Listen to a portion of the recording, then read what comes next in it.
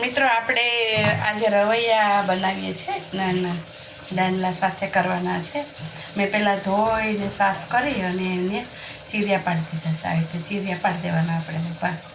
અને એની સાથે આપણે નાખીશું રવૈયા સાથે બટાક્યો. આવા મીડિયમ સાઇઝની બટાક્યો કાપવાની આપણે, બહુ નાની બી નહીં અને બે મોટી બી નહીં. એ હું તમને બતાવું છું કેવી રીતના આપણે બનાવવાનું છે શાક. તો એનો મસાલો ખાસ કરીને એની રેસીપી આપણે જોવાની છે. વધારે બધા ચણાનો લોટમાં જ ભરતા હોય, પણ એ રીંગણ છે ને તમને બહુ ભાવશે નહીં એમ. અને આ વધારે પડતું આમાં આપણે શું લેવાનું છે, ધાણા જીરું. ઓકે, પછી લેવાનું મરચું. મરચું છે ને આપણે વધારે તીખું હોય તો ઓછું, જે આપણે ખાતા હોય એ પ્રમાણમાં મરચું લેવાનું. પછી નાખવાની છે આપણે હળદર, બરાબર.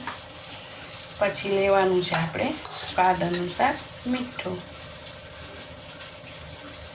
બટેકાના ભાગનું તો પછી આપણે નાખીશું જ. નાખશું આપણે 1 ચમચી ખાંડ. આપણે કાઠિયાવાડી રેસીપીમાં ખાંડ તો મેન હોય, ન ભાવે તો નહીં નાખવાની આપણે, પણ ખાંડ મેન હોય. ચણાનો લોટ કેટલો, આટલો જ નાખવાનો, આનાથી વધારે નહીં, અડધી ચમચી. એટલે નાખવાનો કે આની ગ્રેવી સારી બને. ને આ મસાલાની અંદર આપણે પાણી બિલકુલ યુઝ કરવાનું નથી. પાણી કરશો ને તો એ મસાલોમાં જરાય મજા નહીં આવે, ગ્રેવી બી નહીં બને, કુકરમાં નીચે ચોંટી જશે. આમાં આપણે નાખીશું ઓનલી ઓઇલ, ખાલી તેલ જ નાખવાનું છે આપણે.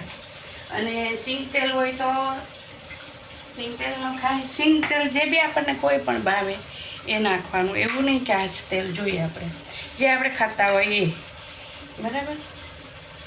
1 ચમચી નાખવાનું અને એનું જે ભરાય ને એવું આપણે કરી દેવાનું છે. હાથેથી કરી દઈએ, વહેલું થઈ જાય. આવી રીતે ભરી અને મિક્સ કરી દેવાનું સરસ રીતે. આ રીતે તમે રવૈયા બનાવશો ને એકલા ચણાના લોટના એના કરતાં આ રવૈયા તમને બહુ જ મજા આવશે. એકવાર ખાજો.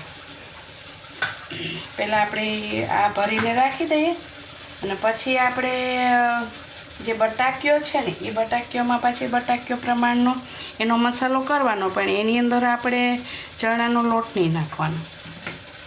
પછી ધાણા જીરું એમાં નહીં નાખવાનું. એ હું તમને બતાવીશ કેવી રીતના વઘાર કરવાનો. આ રીતના આપણે મરચાંનો મસાલો કરી લેવાનો, પાણી બિલકુલ નહીં નાખવાનું. ઓકે. અને દાંડલા રાખવાના એટલે આપણે લઈને ખાવાની બહુ મજા આવશે. ને આખા જ રહેશે, છૂંદો નહીં થઈ જાય બટાકા. આ રીતે ભરી લેવાના આપણે બધા રીંગણ, આ રીતે ભરી લેશું.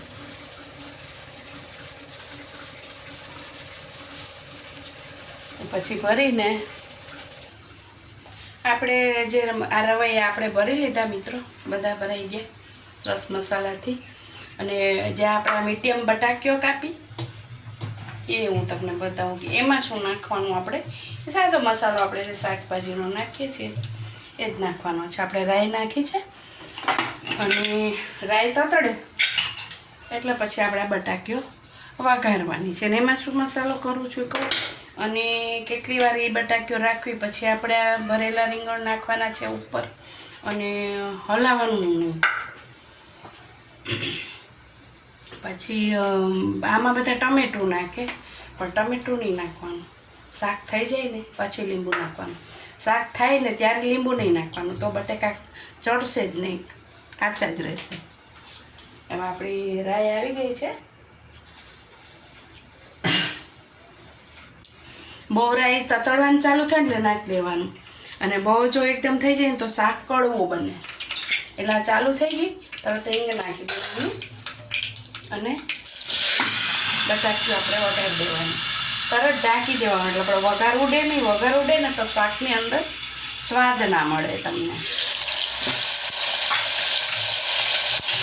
એકલા રીંગણ પણ તમે કરી શકો છો ને. એકલા રીંગણ કરો તો તમારે 2 જ સીટી મારવાની, ને બટાક્યું સાથે કરો તો તમારે 3 સીટી મારવાની. આવી રીતે હલાવી લેવાનું.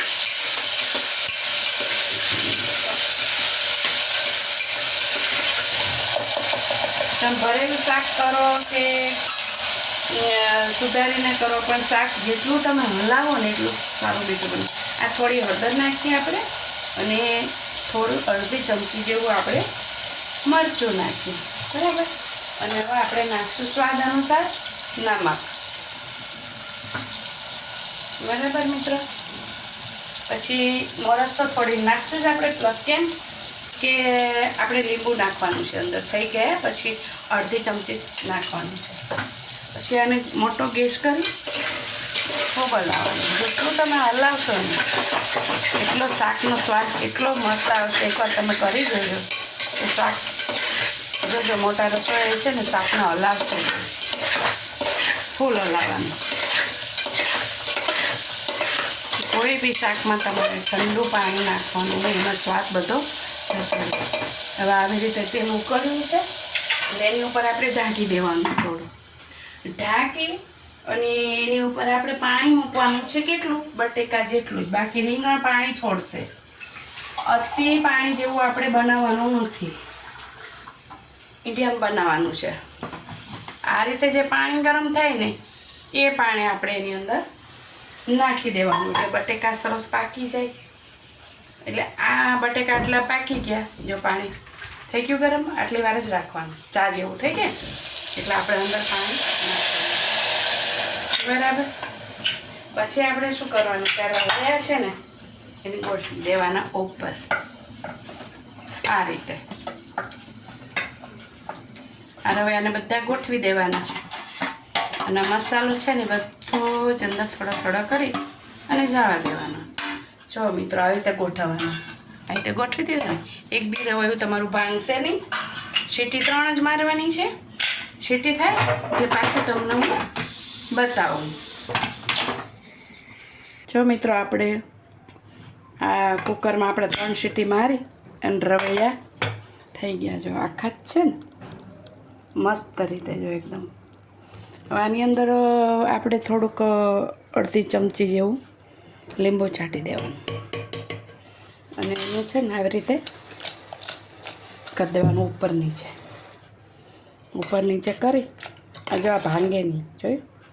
એકદમ સરસ આખા નાના નાના સરસ ગુંદા જેવા છે ગાંડલા સાથે. એક વખત બનાવજો તમે, મજા આવશે ખાવાની.